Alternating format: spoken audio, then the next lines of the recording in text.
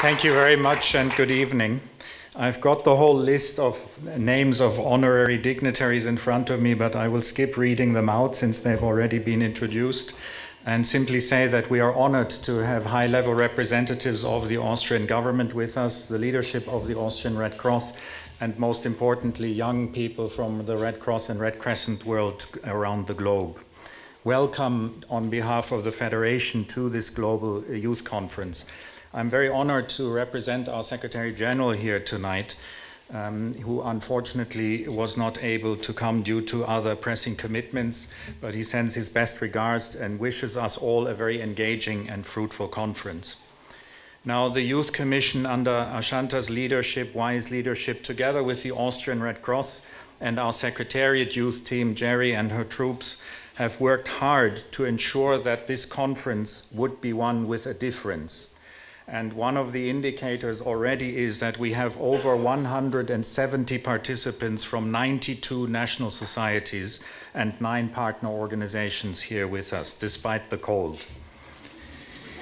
Now, this conference has already also in advance received strong input from young people throughout the world through thematic papers for the conference, through the web-based conversation platform, which we have called Live Learning Moments, and discussions at regional network meetings. And I know that many of you have participated in these, and I thank you for that. I encourage you over the next few days to actively engage, challenge each other, and arrive at robust recommendations and outcomes that will input to our federation-wide youth strategy. As you will know, we are aiming to present this youth strategy to our General Assembly next year in Australia in 2013, in Sydney. Now, this conference is also timely, and the theme, Youth as Agents of Change, Making a Difference in the World Around You, as we are in the middle of processes to define and agree the International Development Agenda for the post-2015 period, when the current Millennium Development Goals and the Hyogo Framework for Action officially end.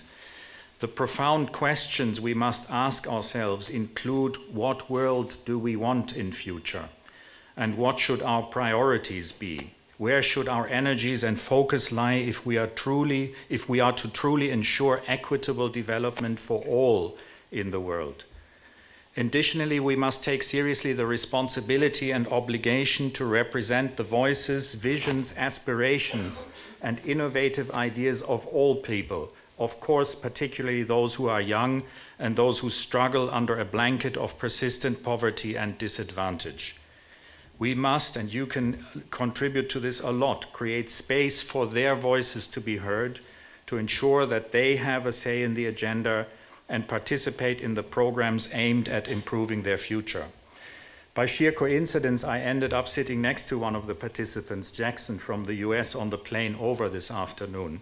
And we talked about challenges in the world, including fragmentation that we see everywhere, sometimes including in the Red Cross and Red Crescent. And I sincerely hope that you, as young people from the Red Cross, Red Crescent world, will contribute to overcoming fragmentation. None are better placed than you to build difference into a united movement. And there are many examples of Red Cross, Red Crescent young people already making a tremendous difference in this sense. And let me cite a few examples. One comes from our host country here, the promotion of humanitarian values through voluntary service and bringing our values to life.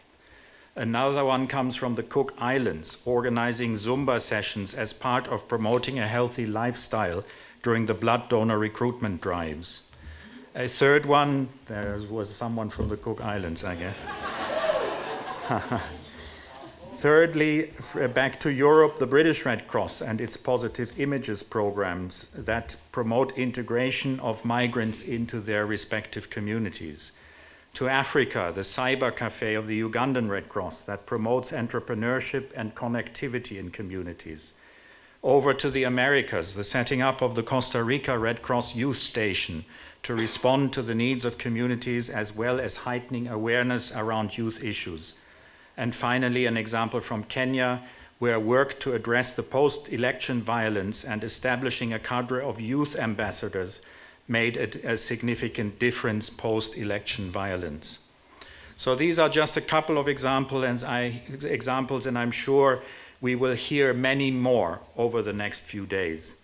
And I would really like to encourage you to think out of the box. I read an interesting definition the other day where it was said a bureaucrat who is asked to think out of the box will tear up the box and create a smaller one.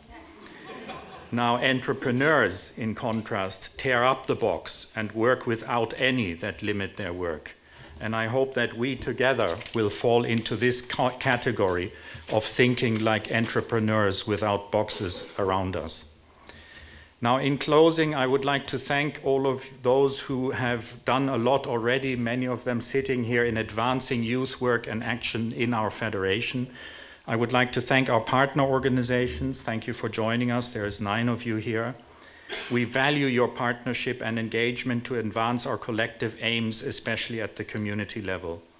I'd like to also in advance thank the many keynote speakers we have, panelists and facilitators for their contributions and for what I know will be thought-provoking substance that will be brought to debates and discussions. And I've already mentioned colleagues from the Red Cross, the Austrian Red Cross, the Youth Commissions, the members and our team in Geneva. And last but not least, allow me to mention the national societies from our network that have contributed generally to making this conference happen. They include, again, the Austrian Red Cross, the Japanese Red Cross, and others like the Americans, British, Finnish, Luxembourg, Norwegian, Swiss, and Swedish. I'm looking forward to a few fruitful days of discussion and debate with you. Thank you.